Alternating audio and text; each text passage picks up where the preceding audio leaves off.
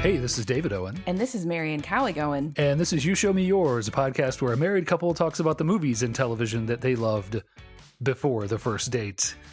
And the dramatic pause. And this time, I was made to watch Breaking Away. Bad. Away. Better Call Saul.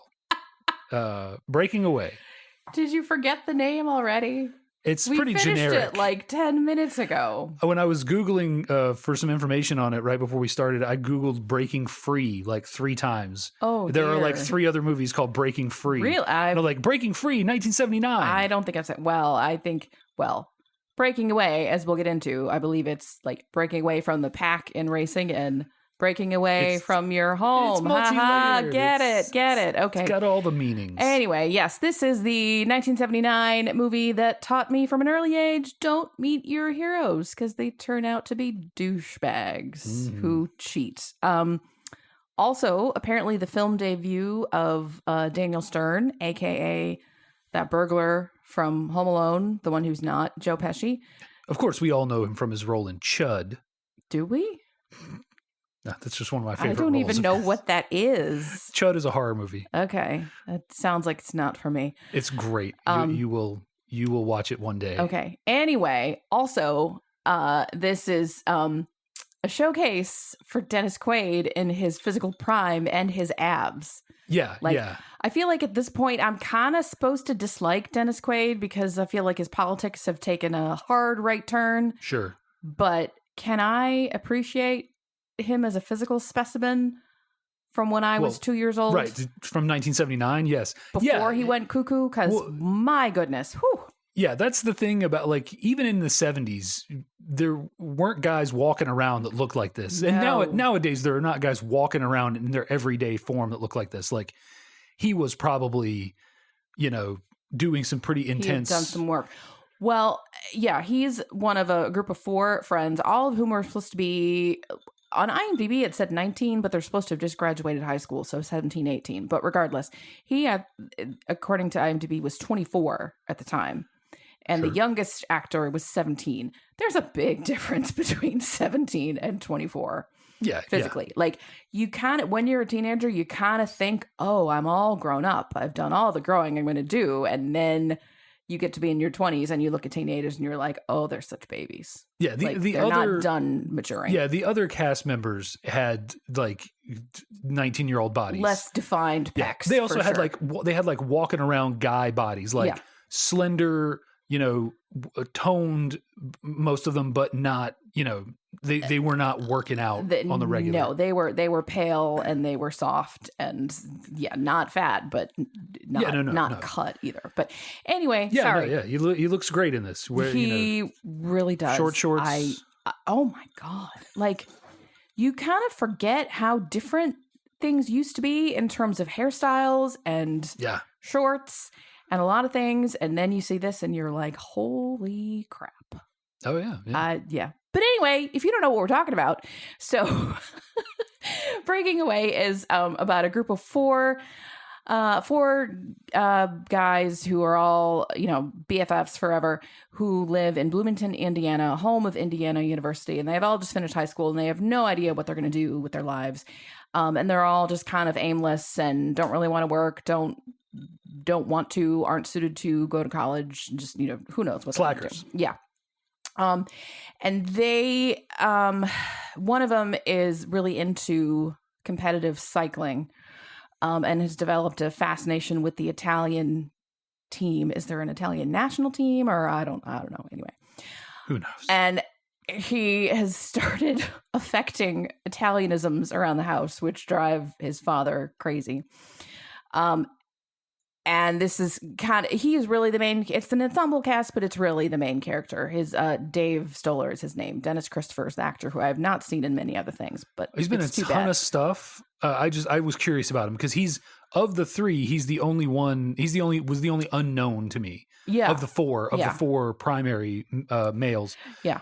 He's been in a ton of stuff, lots of television. But yeah, like Criminal Minds and NCIS, like he's been in all of them. Criminal of the Week on Law and Order. And stuff. He's been the lawyer on Law and Order, I'm sure, several times, different variations. Yeah, he's done it all. But yeah, just a working actor. Like this did not launch him into stardom, but it launched him He into didn't a regular job. disappear either. Well, I always like to hear that. Jackie Earle Haley, who plays the smallest of the guys, kind of disappeared for a while, and then he was back in Little Children as like sort of a creepy dude. Yeah. And everybody was like, "Oh my gosh, where did he go?" And I was like, I'd seen this movie. I know. Yeah, So yeah, who knows? Maybe he was also a working actor, just like in the background. But yeah, he was around too. okay. Yeah, he Well. was doing stuff, but not. Yeah, Anyway, yeah, Dave. It's really Dave's story as he becomes more and more obsessed with the Italian racers, and eventually he is able to compete in a race with them. The Italian team Cinzano which is vermouth, some sort of Italian liqueur. I right. think. Yeah, I mean, it's just I'm Because sure it's a sponsorship. Yeah, We in our first apartment had a poster for Cinzano. did we? Because it was like, oh, it's liquor. It's so grown up to have a liquor poster. And it was one of those like Art Deco style posters. So I don't know Yeah. what it is, but it's a liqueur. And it's really like a training run for them because they're far ahead of the pack the whole time. But And it's probably like part of some it's probably based on some outreach that was Yeah. happening. Somebody wanted to make cycling popular in America, and so they were bringing these teams over.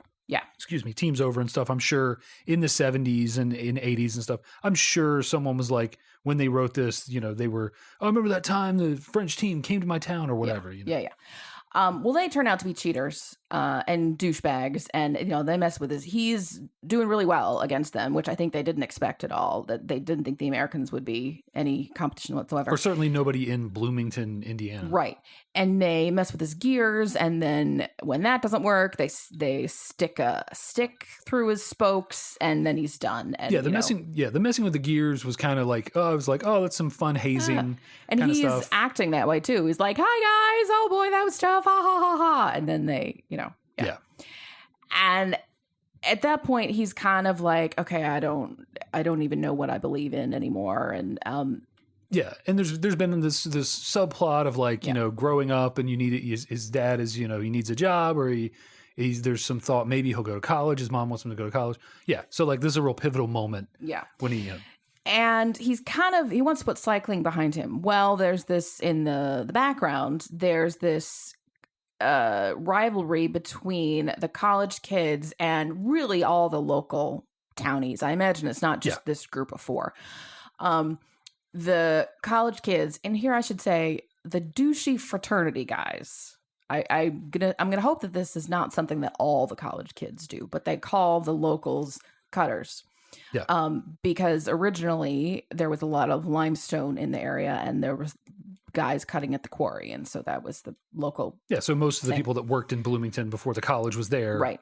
or before the college was big, they were stone cutters. Apparently, in real life, they were called stoners or stonies, but for the movie, they were Nice. like, "That's got other connotations. Let's change that." Here in 1979, that Right. means other things. So, and there's this fight at a campus bar between this friend group and some of the douchey frat guys. And the college president's solution is, we're going to let the locals have a team in our bike race every year. Yeah, That's an odd solution to this, but okay. this movie's full of that. This movie feels like 6 episodes of a television show. Like, because it's got all these subplots. It's got he's obsessed with Italian. I mean, we talked about this recently. Right. Like how this could have been a television show. Yeah. But like, and it's hitting all the greatest hits. Like Foreign Obsession, which was totally a thing in the 70s and 80s. Yeah. And the down on their luck kids versus the affluent kids in some kind of sports contest to determine who's better. Yeah. Well, and then like the locals versus the rich kids at the university is straight out of Good Will Hunting, or Good Will Hunting is straight out of this. Straight out of Better Off Dead, which is the one with the ski competition. I think I've never seen that. I don't know. Yeah. But there is so many of these. There is no I got a number scene. Yeah, but failing that, it's pretty close. So that's a weird solution, but okay. Although the college president does have a good point. He says to the douchebags who were all dressed up in suits in his office, he says, "You guys are only here for 4 years, but this is our home. So basically cut that shit out, Yeah. It's the sort of thing where like maybe if it was more of the focus of the movie, it could have been given a little more time, but because they're trying to do so many things, It's a lot. There's a lot of shorthand. Like you can tell, you look at this guy, the main frat douche, and he's got that, evil guy hair, and he wears a pink polo shirt, and he wears a gold chain, and drives a Mercedes. He's got a Mercedes convertible with the license plate of from Texas. And to me, Sure. like if you're coming from far away to go to a state school, you're automatically a douchebag. Oh, yeah. I don't know why that shorthand works for me, but like it says you got a lot of money. Yeah. Because why would you go out of state anyway? So, But like to Indiana, and he's like a swimmer and a biker. Yeah. I could see a bike rider, a cyclist. well, it's not I could just see it if he was Indiana. on the football team. It's not just Indiana; something. it's like the flagship of Indiana. So, Well, and sure. there are probably people at the flagship of North Carolina from Texas, but I also consider them kind of rich douches. But anyway, And if Indiana was a really good swimming school in the 1970s, late 70s, I apologize to well, Indiana's swimming let's look that up and determine. But anyway, and he's the one who, when the college president is like, "We're gonna have this local team," and he whines, "But sir, they're not good enough." I'm like, "Are you trying to be hateable? Because it's really working." Yeah. That character in particular, they use a lot of shorthand. He's with him. awful, Yeah. and he doesn't get enough of a comeuppance, really. Like, Yeah, no, but he gets to do the thing like everything short of the thumbs up at the end. Right, he when just when doesn't- spoilers, they get Yeah. what's coming to them. he's not applauding, and then he gradually does, and he smiles, and there's eye contact, and Yeah. you're like, okay, that's good. But anyway, so eventually, they have they compete in this race, and the friend group's plan is for Dave to just ride the whole thing. It's Yeah. 50 miles, which we've Solid. seen him do before in a training run. So Yeah. we know that he can do 50 miles, but And the Italian race was 100 miles. Yeah. So he's more than capable of it. when but still, that's kind of a dick move to be like, oh, all these other teams are 4 riders and they're going to split it, and you can just do it yourself. We're not even going to try to train. Like that's Yeah, that was the funniest thing to me because immediately when none of them did anything, I was like, oh, so we're going to do a thing where they each have to do a lap or something, like for some reason. yeah. Well, I think in the rules they don't have to, but it just didn't occur to them that they should. And I was like, you should. And so this may be, I'm not sure if this is my feelings about Dennis Quaid or this is just the character he plays, but I totally see that guy thinking that he wouldn't have to do anything. But the other two have proved to be much more considerate. So I would expect them to do. But anyway. Sure. But they do have to pitch in because he's injured or something, and they try. Dave eventually, he's been injured, but he gets back out on the bike, and they eventually win. Yeah. And he's had a heart-to-heart with his father, and they're repairing, and then cut to the end. It's like 6 months later. He's starting college. His father is taking bike rides. And Dave runs into a French student and starts going on about, the Tour de France. Yeah, now he's obsessed with the French. And he passes his dad on the bike and says, "Bonjour, papa." And his father's like, "Oh, shit, what are we doing now?" Freeze frame at the end of him Yeah. going, what? Yeah. Making the face that is associated with the sound, what? Yeah. Yeah. Also, his mom is pregnant. Dave's mom is pregnant Yeah. at like 50. It's hard to tell. So I don't know. it's yeah. weird. And There's that sometimes happened real fast. Because Dave's dad mentions being 50. And I don't know if that was a joke or not, but he also says he worked 20 years at the Stonecutter, Mm-hmm. which would mean that he started when he was 30. If he's 50 now, I don't know how long he's been retired, but let's say he hasn't Well, he's been. not retired. He has the car shop. But No. I mean, from the stone cutting. oh, So let's assume, like, if he worked from 18 yeah, and he worked for 20 years, then he's been at the used car stuff for 12 years. possibly. Like, that doesn't seem to. I don't know. But yeah, Well, there's some time discrepancy there. The actor at the time was about 50. And then the actor who plays his mom, Paul Dooley, plays his father, who is always good in this gruff father role. Oh yeah, you've seen him in a ton of stuff. I can't off the top of my head recall He was anything I've seen him in, but he was in a on lot. ER as one of the doctor's fathers, and he's been in a bunch of other things. And then Barbara Barry, who was always delightful, is his mother, and she Yeah. actually was nominated for an Oscar for this. Yeah, I recognized her, but again, I couldn't place her. She, I think, is like 5 or 6 years younger than he is, so it's possible for her to be pregnant. I mean, she's like, But in a town like this, I wouldn't say he would have had a 5 or 6 year younger wife.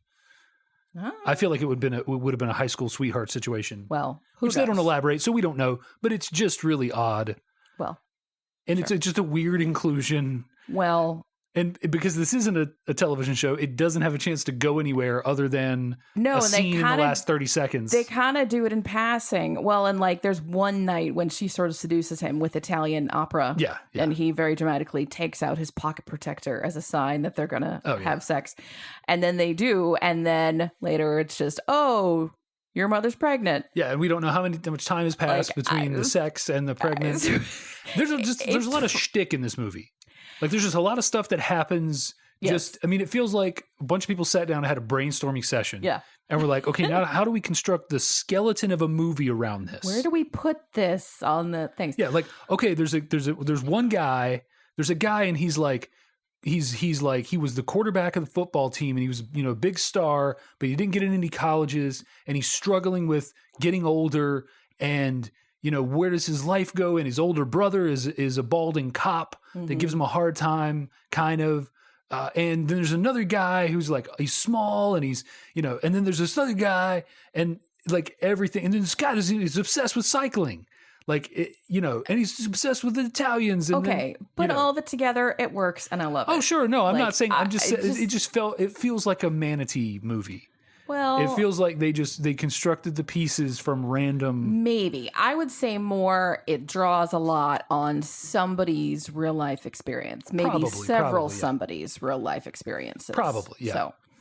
So, yeah, I think Mike, the Dennis Quaid character, needs to go down to Texas and hang out with a guy named Wooderson, who is real content with his glory days on the football field being over.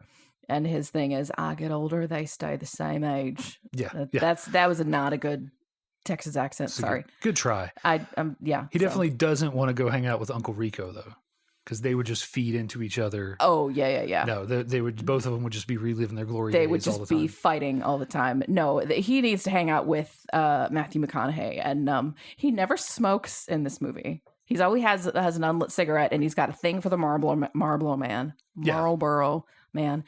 But I think he needs some of Wooderson's cigarettes, and he will be feeling much better. Well, but the funny thing is, like, I feel like several of these characters have some pretty poignant, like, character moments. Oh, yeah. And the reason that he never lights his cigarette is, like, a poignant character moment where he says they're watching the college players play, and he's like, I could be out there doing that, and I'm so obsessed with being ready to go if they ever call me that I can't even bring myself to light a cigarette because I got to stay healthy. Yeah. Like, oh yeah, like this guy's going through some stuff. Yeah. Like, Which I think honestly, that makes a whole lot of sense. You're set as and whether that's, you think you have to do something to be physically prepared for this, or you like have a day of the week blocked off mentally. Like, I can't do anything on Friday night because that's the time for blah, blah, whether it's the football games or something practice or, and when you come to the end of a phase of your life and you don't have that anymore, it's like the muscle memory is like, nope, still gotta, Yeah. Like, speaking of college, Monday evenings were my sorority chapter meetings, and still I've been out of college for 20 plus years, and I still on Mondays I'm like, oh, it's chapter, even though not for me anymore, but I still mentally think of that. Yeah. And for him, I think it's that classic character thing of, if I'm not this thing that I used to be when I was great, what am I? Yeah. And he's trying to come to terms with that, which is part of the reason that he pushes himself too far in a impromptu swimming competition that happens with the frat guy. Yeah. The frat guy who he doesn't know is on the swim team. Right. So, and he wants to beat the frat guy in the bicycling, which again is another physical contest. Like, yeah, his character is defined by his physicality, and he even makes a comment of like, these college kids never get any older because they're new ones that come in every year. Yeah. And meanwhile, I'm 20 and I'm 30 and now I'm the old bitter man, like there's almost some like really genuine depth to that character. Almost. That is like, it's right accidentally. Well, I don't even think it's accidentally. I just think it doesn't have enough time to be, we don't get to explore any of his home life other than his brother. Mm-hmm. There's a whole movie in each of these characters. Oh yeah. The moocher, Jackie Earl Haley, and his wife, Yeah, I guess. Who they go from I'm not dating her to they're married in the span of a couple of months, and I don't understand those two.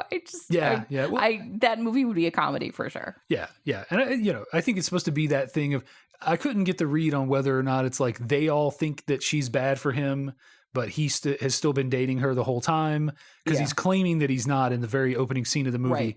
Right. But then clearly he still is. But then she just shows up at his house. It's hard to, I can't. Right. Well, right. And she's employed and he's not. And she has to pay for the whole marriage license. Well, except for $1. Right. He pitches in $1 out of the $5. They go Dutch on the marriage license. Like, I don't understand. Yeah, yeah. And then Cyril, the Daniel Stern character, apparently has a father who is interesting because Dave's dad is talking about how all the guys' dads were cutters. Mike's dad, Moocher's dad, Cyril's dad. Well, not Cyril's dad. We don't know what the story is there, but. And then he's talking to Dave about his dad and is like, my dad's very understanding when I fail. Too understanding, kind of, So I don't know, is he kind of like a George McFly character? Like, well, you didn't want to try too hard. I also couldn't read whether or not he was being sarcastic to mean that his dad points out his failures. Because he ends that scene by saying, but when they talk about taking the college entrance exam, him and Dave talk about taking the college entrance exam, he says, my dad's birthday's coming up and I haven't gotten him anything. Which I took to mean, let me give him some more disappointment. Oh, yeah, that's true. That could be, I didn't think of the sarcasm way. But yeah, either way, his dad sounds complicated. Yeah, and his character is the one at the end that is just the saddest. Oh, I know. He's looking around like everybody else has somebody who comes. I thought I remembered some girl just coming up and kissing him, and it doesn't happen. That was the TV edit or something. We're like, this is too sad. We got to put something. And we didn't see him. At the end, Dave is enrolled in college. We don't see Cyril there either. Well, because it said that he didn't do well in the entrance exam. But I don't know. Maybe he went to the. So Mooch is going to Chicago, where his parents have already moved. Yeah. Because to get a job with his wife. We don't know what Mike is doing, but Mike could just continue doing this sort of gimmick until he gets, to be in his 40s. Walks around being angry. Yeah. They're all very anti anybody getting a job, which is strange. Like, yeah, I feel like they want to all be together. Like they tried to all get a job at the same place and it didn't work out. Well, yeah, it's at one point somebody says, "What are we going to do? Just hang around for the rest of our lives?" And somebody's like, "I thought that was the plan." Yeah. Which is... Yeah, what am I going to do? Just hang around with you guys for the rest of my life? And Cyril, that's what Mike says. And Cyril says, I thought that was the plan. Like, because to some extent, they've all been... Mike has sort of been this ringleader in we need to stick together and, and the rest of them are trying to, in their own way, pull away. And Cyril says, I thought that was the plan. Like, to say... Yeah, we've been like limiting our options for you to make this thing happen. Well, yeah, they're kind of trying to please him. And he's kind of the one who insists that they do this, the bike race. And that guy's going to explode at some point. It's not going to be pretty. Yeah. Well, and this movie is like, there's a ton of subtext if you want to see it. Mike is a fragile male ego defined by his physicality. Dave's dad is struggling with how to parent an emotional, a more emotional son, a son who's more emotional than him. Yeah. And how to just do things that I'm sure his father didn't do. Right. Like just go to his kid's bike race and cheer him on, which like takes some soul searching or whatever on his part. Yeah. Or to even do. Take an interest in the things that his kid is interested in. Yeah, to be proud of him. And they have some great moments throughout. There's a great scene where he takes him to the college and he's like, I cut the stone for these buildings. And then after this place was up, even though they didn't say you're not welcome here, I just didn't feel welcome here. Yeah. That is really, well, yeah, I'm interested to learn what you think about that part of the movie and kind of this sort of, town gown relations, or just the idea that feeling like you are not cut out, you don't belong at a college. This is meant for these other people. Because, I mean, I went to college. I went to sort of a fancy university. I don't think that we had douches like this, but we probably did. Oh, you I definitely don't did. remember there being any like animosity with the people who lived there, but there probably was. So there's only so much of this that I can understand because I never was a Dave or a Mike or Dave's dad, and neither were my parents. And Yeah. what do you think about that part of it? I'm Yeah, sure you have insight that I don't. I mean, maybe. I mean, I don't really have a frame of reference for it the way that their characters would.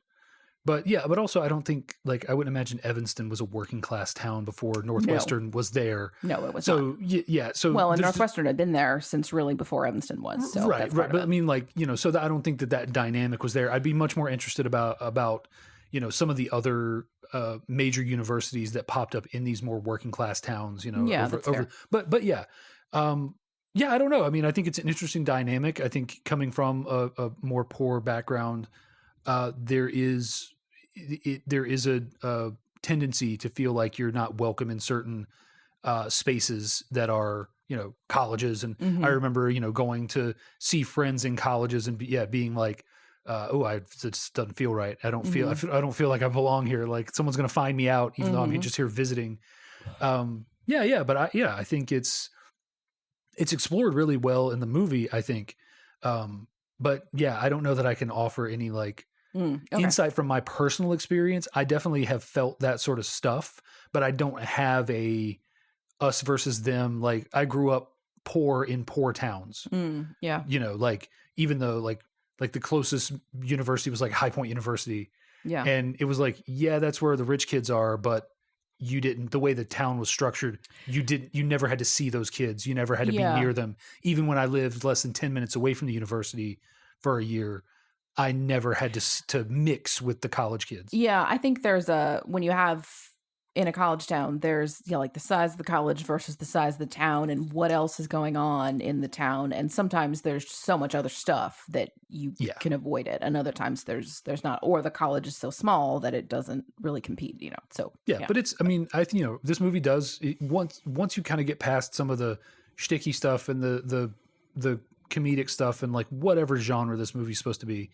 I think it does a pretty good job of demonstrating some of that, the animosity that is naturally there, that can naturally be there. Mm-hmm. Like you said, like we're specifically looking at like the riled up, testosterone filled 19-year-old boys on both sides of this equation. So like, obviously the president of the university understands that, the things they need to be doing to keep the relationship. And every year he gets a new crop of 18-year-olds and 19-year-olds who don't understand that. Yeah. And then every year the town gets a new set of 18 and 19-year-olds who have grown up through being overshadowed by the university. And, so it's an interesting question. And again, like so many things in this movie, could have been a movie to itself.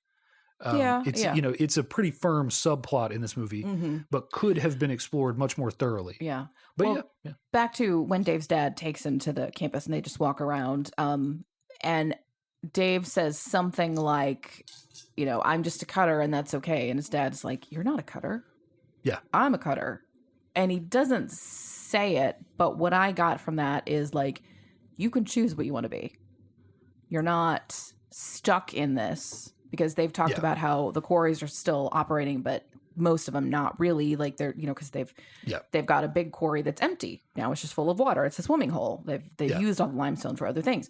So you don't have to be that if you don't want to. You can do whatever, which is kind of that feels like a moment of growth for the dad. I don't know if it actually is, but and it's him saying that you're not locked into this the way I was locked into it. But also saying like, on some level, maybe not overtly, but saying like, you haven't really earned that. Yeah. You haven't earned, you're not that. Like, you're laying claim to this, but if you were to stay here in this town and not go to college, you wouldn't be a cutter. You just work at the A&P for, the next 20 years until, you knock some girl up and then you guys were miserable together for the rest of your lives. Like, like I don't think that's explicitly what he's saying, but you can definitely read it that way. I think that's a fair point because we see him at one point go back to, I guess, one of the remaining, or it's not a quarry, but it's like that's the cutting area. Where they're cutting the slabs. And he's kind of talking with some of his old coworkers who are much older than he is. That look like in their 70s or 80s. And he says something like, "Oh no, I could pick back up right where I stopped." And you feel like, no, you actually couldn't. Yeah. But like there is some, like many jobs that are sort of looked down upon, there's some skill and there's some physicality to it. And Dave has none of that because he's never cut a stone for a day in his life. Yeah. And but I do like the read on it better of him saying like, yeah, you're not a cutter. You're not destined to be, you're not stuck with that moniker, and you can be whatever you want to be. And that's how he sort of segues into asking him about the college entrance exam, which again, Dave did not feel comfortable enough to tell his father, but he heard about it from Cyril's dad. Yeah. So, and it's this whole thing of like, yeah, him saying you can get out. Like I couldn't get out, but you can get out. And but also his dad like tried to get out. Like he got out of the stone cutting thing and he went into used car sales, but didn't get out of the town, didn't achieve his potential kind of thing. Well, I don't know. I feel like we've talked about this before in other movies, the idea of what is one's potential and do you meet it or not? Like I think everybody gets to decide what their potential is or isn't. Like if this is what he wanted to do, then that's great. Like don't view it by he didn't do this thing that he might not have wanted to do. Sure, but you don't feel like he had a choice and you don't feel like he's happy with what he's doing now. Well, so, I don't know. I feel like I don't think he would be happy doing anything. Perhaps, but I feel like at his age in Bloomington, you were going to be a cutter. Like that was it. Like that was the one job in the town. Sure. Like so many of these industrialized towns, like I was originally born in a town called Thomasville, and Thomasville is a furniture town. There is literally a brand called Thomasville Furniture. Well, yeah, I was going to say. And most of the men in that town at a time worked there. But by the time I was of age, though my dad worked there, it was dwindling and it was going away in the same way that stone cutting seemed to be here. Well, right. I was going to say, do you feel like your dad was happy working at Thomasville? And do you feel like he expected to be happy? I don't know if he expected to be happy or not, but I don't think that he was happy. I mean, also, the little that I met your dad, he didn't seem like he was going to be happy doing much of anything. So I don't know. Probably not, but like that's the thing you're looking at when you're watching this movie, or you're looking at my dad when you met him. You're looking at someone who has already been beaten down by life. At 18 years old, this guy wasn't going, man, maybe I can do stone cutting for like 20 years and then work at a used car lot until I die. Like he had an aspiration. Like even if it was just like pie in the sky, like Dave and his cycling, I mean, maybe he did, maybe he didn't. I mean, does Mike have an aspiration? Besides, I think Mike's aspiration would have been to play football, and that dream already at 19, he has accepted that that's not going to happen, most likely not going to happen. But you can see, like with the whole cigarette comment, he's still clinging to the hope because that would have been his way out. So I think, I don't know. I think some of them are more, I think Mooch is way more like listless, directionless. I don't think he has a dream. No. Cyril, I don't know. But again, that could be from his upbringing. Like, he is learning to play the guitar just despite his dad who bought it for him because he thought he wouldn't be able to stick with it and learn how to use it. Just want to give him a hug. Oh. Okay, wait, I'm remembering now. They go to the bowling alley and somebody walks up to a guy who turns around and is like, well, hello, would you like to roll some it's okay. I thought it was Cyril. Okay. No, Mike walks up to him because he mistakes him for the frat guy they're looking for because it's another guy in a pink polo. Okay. I couldn't remember. He's like, hey, would you like to throw some balls? Yeah. Or something. I don't know if that is acceptable humor right now, but oh, sure. Well, yeah. sniping gay jokes like that were par for the course in 1979. But like, someone went to a lot of trouble to put that joke in there. Like somebody thought that was really funny. Yeah. And like it's humorous, and we're not the arbiters of what is or isn't acceptable in gay humor. But I laughed. I will feel guilty about it if I should, but I laughed. Yeah. But anyway, I'm saying that because I'm wondering is Cyril supposed to be coded as gay? I don't know. Maybe, but he doesn't have a female interest. He's the only of the three. Well, Mike doesn't have an explicit female interest, although he does have the line about this going to college do something to the ladies. Yeah. Oh no, Cyril has the thing about it's him. Cyril has, right? I'm saying Cyril has that line. Mike is not explicitly, but you feel like he's just like a chick magnet. Oh, he absolutely is. He's whenever pure he wants testosterone. Right. Yeah. Right. Yeah. And and for women of the right age, he was the local high school quarterback and football star, and absolutely, he's rolling in it, as they say. Yes. If not, he's going to go to Chicago or New York or San Francisco and have fun, or not fun in the 80s, but well, he's got a couple more years before things take a turn. Yeah, he's got to move fast. One thing that I was thinking about with this, I wrote in my notes, male quartets are rare. We've talked about how there are a lot of movies with 4 female characters that are kind of like, 4 different personality types, like Sex and the City and Little Women. And what else did I don't know, like The Golden Girls falls into that. I feel like there's other. Yeah, there's always 3 or 4 women. You don't see that as often with men. And I don't think that this is quite as clear of, like, I wouldn't label, who's the Carrie, who's the Samantha, who's the, but they definitely are like 4 different archetypes. Oh, yeah. Totally. Can't think of, are there any other male quartets like that? Usually when there's a male ensemble cast, it's like 6 or 8, and it's like a military platoon. Sure.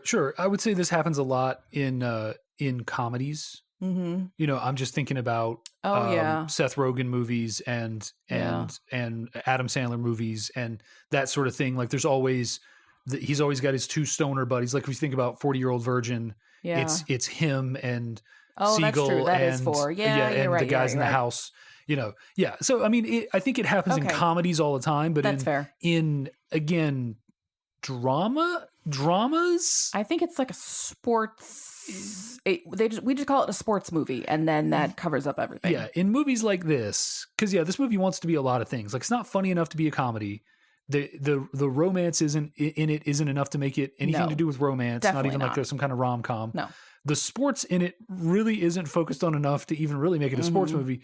But yeah, and it's not, there's not enough drama. Like nobody's parents disown them. Nobody, like, I need a little bit more.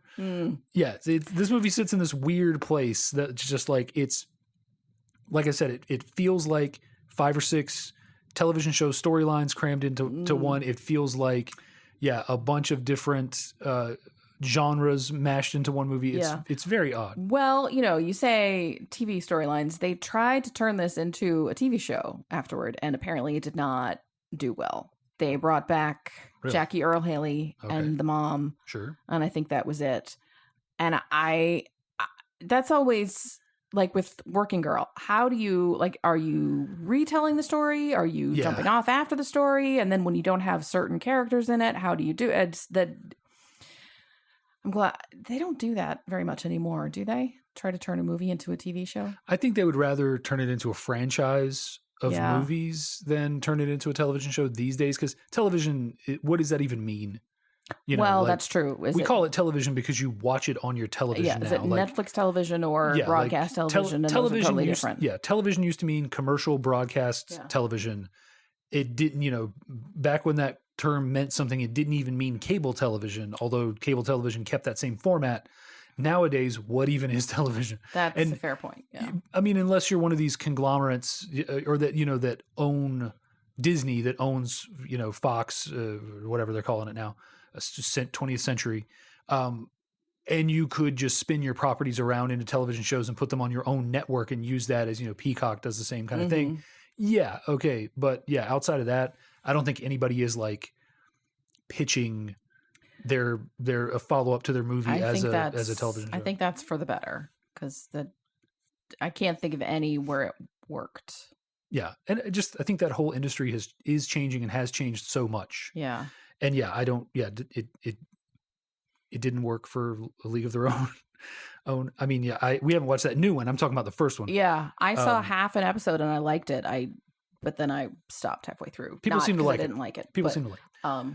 But well, speaking of, so you also said you didn't think this was funny enough to be a comedy. There are parts where I just cackled. Oh, there are funny parts. Part of that is like so my parents loved this movie and had watched it several times, and so I'm was primed to like it. Sure. And my mom, every time she served zucchini, she did the line about I'd eat food. Yeah. Zucchini, broccolini, there was that. And I feel like every time anyone talked about a refund, somebody in the family would go, refund. Yeah. Refund. Yeah, because the dad has a heart attack, we don't really stroke. know. It's something where he needs to rest. It's hard to, nervous breakdown. Someone brings a car back and asks for a refund. Yeah. And Dave is like, oh, we should definitely give. He says, we're poor, but we're honest, which I was like, really? Okay. But yeah, the line where, and he's sort of getting into all the aspects of Italian culture, including Catholicism, and he makes the sign of the cross at some point, and his mother's like, "Oh, Dave, don't go Catholic on us," which I thought was hysterical. It's pretty funny. And there's a couple of other things, like he tries to rename the cat. Yeah. The cat is Fellini, and the father is like, "Your name is Jake. That's my cat. His name's Jake." Yeah. There's a lot that I laugh at. It's pretty funny. Oh yeah. I mean, it's got chuckle moments. Yeah, like for sure. Yeah. I mean, I think overall it was an enjoyable movie. It's the sort of thing that I don't think get made a lot anymore. I think there's a pressure on movies to be a little more focused because this movie has so many things going on. It has a subplot where Dave meets a co-ed. Mm-hmm. And he pretends he's doing his pretend Italian thing. Ooh. And he makes up a whole persona and a family and a backstory and goes on like a date with her. And, also she is kind of dating the douchey frat dude. Yeah. And that's like maybe 5-8 minutes of the runtime of this movie, but like that is a whole movie unto itself. Yeah. There are just all these threads. Yeah, in the movie, just like the Mooch getting married thing, and the whole thing. I don't know. I feel like it makes it more interesting of a story, because a movie where Dave's the main character and every single thing is in service of him, like, oh, that's dull, and it's not. It feels very packaged and trite, and it's not real life. Real life is more complex than that. Maybe, but I just think a modern sensibility for screenwriting would have led to, like, if this script came into somebody's desk today, I feel like, again, no experience in screenwriting or in the movie industry except for watching a whole lot of movies. Sure. I feel like there are things in this where you would go, well, this doesn't drive our A plot or our B plot or our C plot forward. Yeah, sure. So we can trim this, because in the end, he doesn't even get the girl. Yeah. Like they do this whole subplot where she says this cryptic thing the last time they meet where she's going to Italy, and then she says something about, have fun or whatever. He's saying like, oh, have fun on your trip. And she's like, you too. And he's like, I'm not going anywhere. And she said, you might be surprised. Like, was that supposed to be her saying that like, oh, someone's going to trip him at the race? What? Oh, no. Oh, I thought it was just like life could surprise you and you might end up in Italy. Yeah, like, maybe, but like you could take that. You think she was making a have a nice trip, see you next fall joke? Kind of, really? Yeah. Also, someone purposely trips him in the race. Sure. That was earlier, but... What are you talking about? Oh, in the final race? Yeah. Oh. There's a guy with a clipboard and a red blazer or like a red polo, and he's talking to the guy that trips him in the race, and he's like, on turn 3. It's like a sweep the leg moment. I feel like he's telling that guy. I didn't get that. And I'm sitting there thinking like I'm listening to that and I'm going, he's telling that guy to trip him. Oh, I thought that was accidental, but And Okay. I mean, I don't know. Maybe it was. Maybe I just misread that. I've seen this movie one time. But yeah, it felt like he was telling that guy. Because, like, they lingered way too long on that for it to be Yeah. nothing. Yeah. And, like, why does this guy have a coach? That's like, Yeah. you know, it just felt like, and that guy was like dressed in the red, it was kind of like the official sort of outfit, you know, almost as if we don't want these townies winning our college race. Yeah. You know, yeah, like it just felt like he was telling him to trip him. And then I'm thinking Well- like, but then she was like, watch out. Like she was basically telling him like, I don't think that's how you would talk he's like, about he's it. like, have a good time on your trip. And she's like, you too. And he's like, I'm not going anywhere. And she's like, you might be surprised. I don't think. Like, I like your reading of it better that, Yeah. that she's saying like, you may go on to accomplish great things and, you know, get out of this town or whatever. I don't know what she's, Yeah. but Well, I couldn't help but tie it all into this Oh. like plot of like, you know, she's a rich college girl. she's on Rod's this- side after all. This townie who has offended her by, Yeah. you know, deceiving her It's all and plot. breaking her heart. Well, so I was reading up on this, and it turns out so they shot this in the summer. That is actually at Indiana University, not the football stadium, but it's some kind of field where they did it. Sure, track field or something. Yeah, and most of the students had gone home for the summer. Yeah. And the university had said, "Oh yeah, we'll get you 20,000 extras." And then the day comes and there's not enough people there. It's like 3,000. Oh, sure. So they had to be very creative with how they shot everything. And you Yeah. can tell there's a couple of like crowd scenes, but they're pretty narrowly cropped. Oh yeah. And then you see people like you see when they're looking at the bikers going by and you see like torsos but no faces, you know. So there's enough torsos to line the stadium, but that's it. And I wonder, was it just like, well, we don't have enough crowd shots to fill the whole thing, so we need some sideline action. Let's, you know, Maybe, yeah. It's like a good solid 30 seconds of this guy pep talking this other team, the team that's always seems to be like in second. Yeah. That he's pep talking this other team, second or third. Yeah, and he's like in his turn 3, you know, like I'd love to well- go back and listen to it, Yeah. what the actual conversation was. Yeah. If he's like, because it could just be this weird, completely unrelated thing of like him giving him legitimate advice, but then why are we wasting 30 seconds of screen time Well, unless we needed to? And that's we needed to pad it. Maybe I don't know. Okay, that's funny. Like That's my alternate take. it on was this- on this just movie. it was just intended to be. We need some side conversations, and you've invented this whole other subplot. Well, and with I it. think that also comes with time, right? Like yeah, I'm always modern movies always want to get you in there with a twist, yeah. with a betrayal, with a double cross, and Well, I'm looking for it. there Like is- I've been trained to look for it. There is much more of a Chekhov's gun in things too. Like you're not going to Oh, see yeah. people having this conversation unless it means something. I feel like in older movies that were less tightly cropped. Yeah. You can have stuff like that where like, oh, we're just doing this to fill some space because we didn't have the crowd shots, so we're gonna do la da Oh, da yeah. da da da da. Yeah. You know, again, I'm not a screenwriter, but I feel like you could take a hatchet to this movie. Oh, I'm sure. and, Yeah. And there may be a happy medium where you can, cut some of the loose ends, but still have the depth. And, you know, each character has kind of their own story, even if it's Yeah, not a very long story.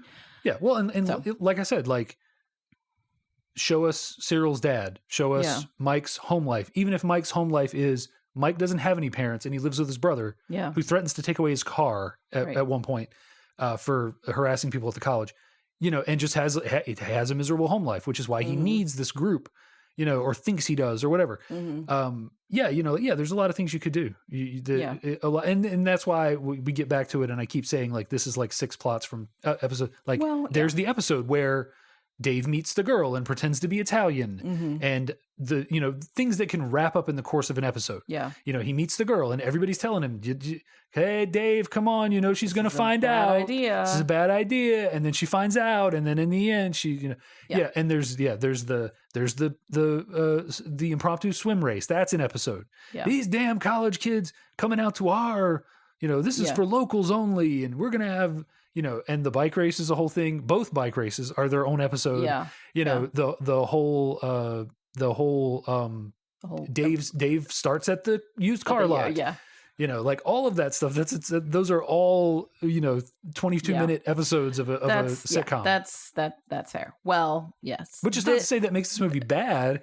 It's just it's becoming this weird thing to see these movies and go like, this is like an A, B, C, D, E, and G plot crammed into one movie. So we need to start our own production company, and that's going to be what we do. We take movies that are 20 years old or older and turn them into 10-episode shows for like Netflix or somebody. This is perfect. This is Jessica Stein. We're going places here. Yeah. We've got, hey, do you want to spend 10 hours watching a 2-hour movie, the plot of a 2-hour movie that you've already watched? Great. Boy, we've got something for you. Do you remember Kissing Jessica Stein? No, I didn't either. But now we've made it a 10-episode miniseries here on Netflix. Speaking of Kissing Jessica Stein, I was doing some more reading after we did that episode, and wow, was I misinformed when I was told that the gay community really supported the movie. Or like, they did, but upon reflection, they're like, no. Well, no. Yeah, they were like, this is the best we can do. I guess this is good. It was good for 2001. Like, this is pretty positive for early 2000s representation. From it, yeah. One last thing about Breaking Away. Part of the reason, so this is set in Indiana. I grew up in Illinois. I didn't realize how much of a sense of place limestone buildings give you. Yeah. There was a limestone quarry not far from where I grew up. There was a town called Limestone. A lot of the buildings in Chicago are made of limestone. One of the buildings at my university was made of limestone, was made of the same limestone as Water Tower Place in Chicago. There's a couple shots where they're in downtown Bloomington, and in the background is this, what it looks like is exactly the county courthouse from where I grew up. Yeah. I mean, like limestone thing and a bronzy green copper patina of a dome and all this other stuff. And I had forgotten how much I identified with that, how homey it feels to see.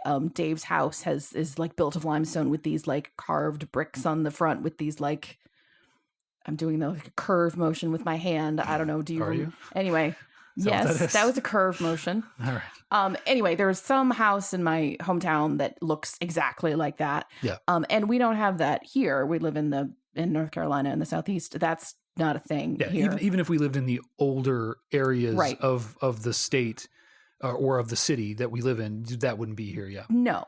And I think limestone is, so apparently, according to Dennis Quaid, how accurate is this? I don't know. The limestone that came from the quarry that they're swimming in is what was used to build the Empire State Building. Cool.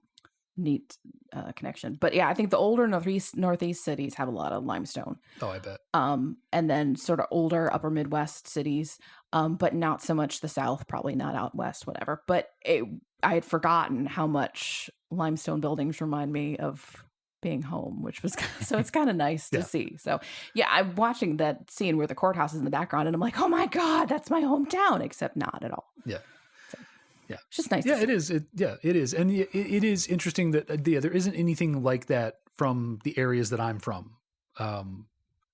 Like that I can say like, oh yeah, that's there probably are. You just don't know them. Or it's not as big of an industry or a part of the region. So yeah, so I don't know what they are. Like, there's probably, I'm sure there's architectural specifics that are, specific to the region or whatever, but yeah. Oh, yeah. You would have to live somewhere else for like 20 years and then see it and be like, I forgot that I missed that. So, yeah. So before we go, I'm the guy on my episodes, I always talk about the directors. Yeah. This movie's directed by Peter Yates. Yeah. I don't know anything about Peter Yates. Do you know what else he's directed? I don't. We've watched it on this podcast. I don't know. Are you ready for this? Yes. Krull.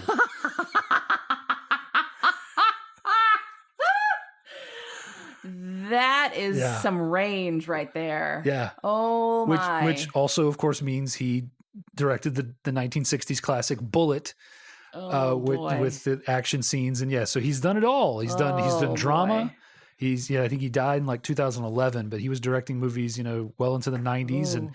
yeah, he has it's everything. Nowadays, directors tend to specialize, Guillermo del Toro, Mm-hmm. Burton, all these guys, they have a style and they just keep making movies in that style, sometimes to their detriment, like Burton, but they keep, you know what to expect. You don't walk into a Guillermo del Toro movie and expect Mm-hmm. a drama about cycling. Yeah. You get what you get. You know what you're getting. And yeah, Yates is one of those guys. He just directed everything. And there are still directors like that out there that they just direct. Their resume just is filled with whatever movie they can get. Mm-hmm. But it's funny that he has directed like a movie like Bullitt, which was a classic of its genre, a movie like Krull, which while was a financial failure is a cult classic of its genre. And then a movie like in between those two, he directed this, Which I think this is, I don't know if you call it a classic, but it is well thought of, and it regularly makes lists of, top 50 best sports movies or that kind of thing. This is a good coming of age sort of story. It is on some level timeless. There isn't anything that dates it to its time, like the way that like a early 2000s or a movie might be dated by like talking about Facebook or MySpace. Yeah. There's nothing really dating it other than, house phones and big old cars and stuff. Well, I think I don't know. I think the relationship between Town and Gown and kind of feeling stuck in this labor, manual labor position, I think that might still exist, but it's less so now than it would have been at the time. Yeah. And I would say, the idea that there is one industry in town and everybody is destined to be a part of it. But I think this movie is dealing with that, is tackling the fact that there isn't enough stonecutter work for everybody to be a part of this industry anymore. And these guys in this generation who have, recently turned 18, 19, the 17-year-olds. Even if you wanted to be a cutter, there's just no jobs because like you said, you go back there and it's all the old guys and they all know how to do it and they don't have patience to teach any new guys and they don't have enough work anyway. So I think it's kind of tackling that in a way that is maybe still a little bit relevant. Like, I don't know if these sort of like mono economies exist anymore. Like I said, Thomasville was one of those when I grew up. It is now. I don't know what you do in Thomasville if you're a lower skilled worker. If you're not a college educated, I shouldn't say lower skilled. If you're not a college educated worker, I don't know what's available to you there at this point. Yeah, well, mono economy is I don't think there are many of those anymore. I think if there are, it's understood that they're on the way out. Yeah. Or they've been replaced with something else. Well, the sad reality is you work at one of the two Walmarts or one of the $6 Generals. Yeah. Or Amazon. Yeah, or an Amazon distribution. Yeah. But yeah, I mean, I think there is a lot of people are trying to, fill the vacant furniture plant with something else. Yeah. So you're replacing one mono economy with another, but I don't think it works quite as well. Yeah. Now. Yeah. I don't know. Some of this stuff is so like that.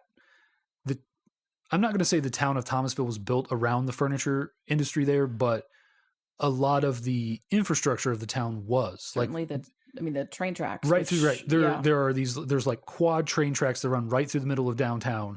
And on that stretch of train, there are multiple Thomasville furniture factories that have, lines that feed in and that's where everything would come in there and everything would go out there. All the lumber would come in and all the furniture would go out. Yeah. Well, there are a lot of towns that are built around train tracks, but if you're not stopping Chicago to pick things up or drop things off, then what's the point of train tracks? Right. Yeah. I mean, there are train tracks that I drive by every day that I go to the office. And you notice I didn't say every day. I said every day I go to the office. Right. I try to go in the office as little as possible. But every day I go to the office, there are train tracks I drive by that like no one almost ever uses. Yeah. They go to a building that is, used to be a factory. Now it's a place where they auction cars off. Yeah. And that the train does not come full of cars very often, maybe once a month, if that. Yeah. Yeah. But that thing used to bring in probably 3 times a day. It used to bring in full loads of whatever raw material they were using at that factory. Right. Yeah. Yep. Yep. I do not have a pithy comment about the fall of the mono economy. Sorry. Well, that's you got to get a sound bite. Yeah. We've got to put it in a TikTok. Come on. Sorry. Gotta fix it. Yep. All right. Well, is that Anyway, breaking away? I think that's breaking Think it might away. be. Folks, we would love to know what you think about this. For example, do you have a fix for the fall of the mono economy? Let us know. Or more to the point, did you experience like town gown relationships either in the town where you grew up or if you went to college, the town where you went to college? Did you know douchey frat guys like this? I am so sorry. Were you a douchey frat guy? I'm really, really sorry. I hope you're not now. Were you impressed by Dennis Quaid's abs? Yeah. I mean, the answer is yes. Yes. The answer is yes. The only right answer is yes. Yes. Tell us what you think of Breaking Away. Did your family, as mine, know all the lines from it? Apparently my family was the only one.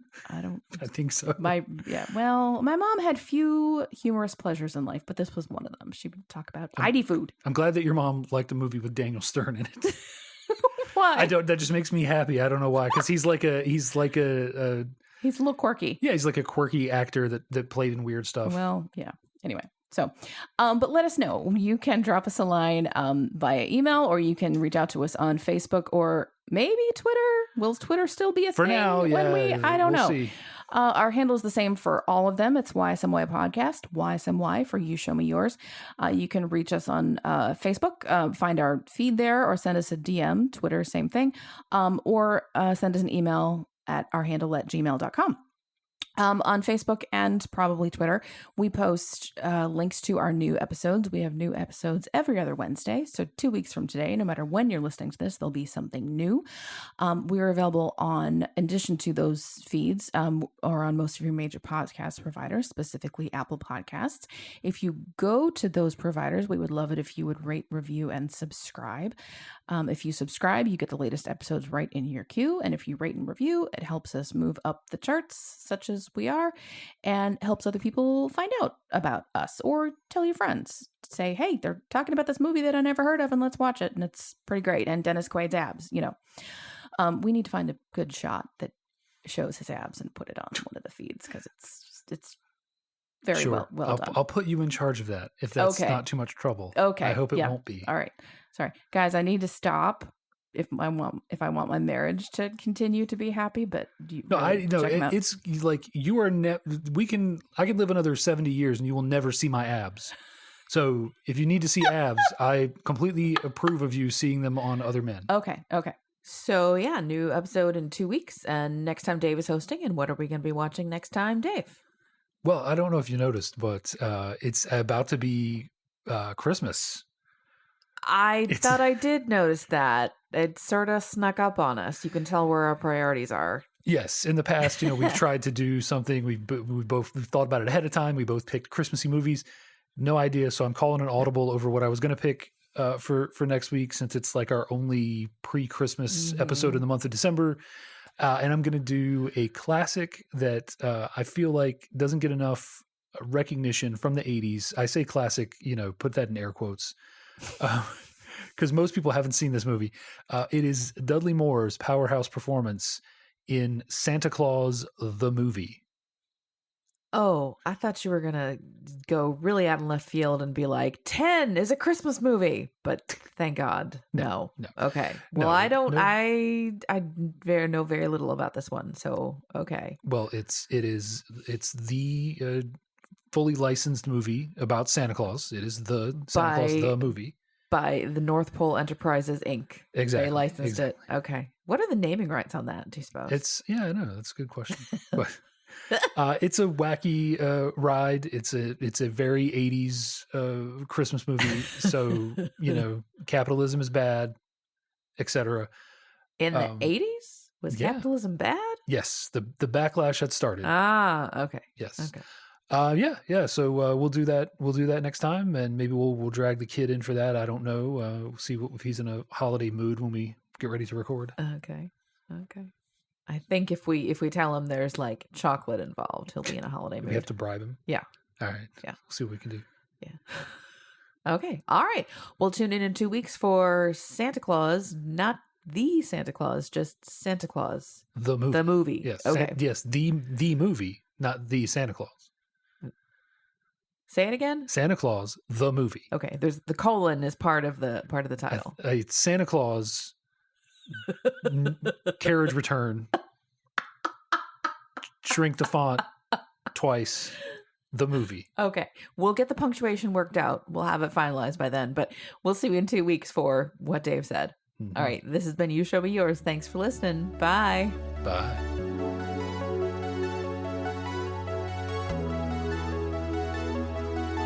The You Show Me Yours theme song is Uplifting Electronic Indie by Winnie the Moog from filmmusic.io.